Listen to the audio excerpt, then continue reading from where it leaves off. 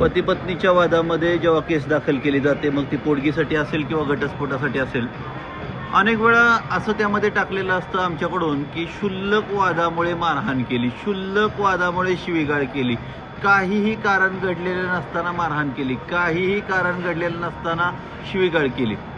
म्हणजे त्याला असं तरी म्हणा की बाबा त्याला वेरोड्यातनं आणलाय, पागल दवाखान्यातनं आणलाय, ठाण्यातनं आणलाय.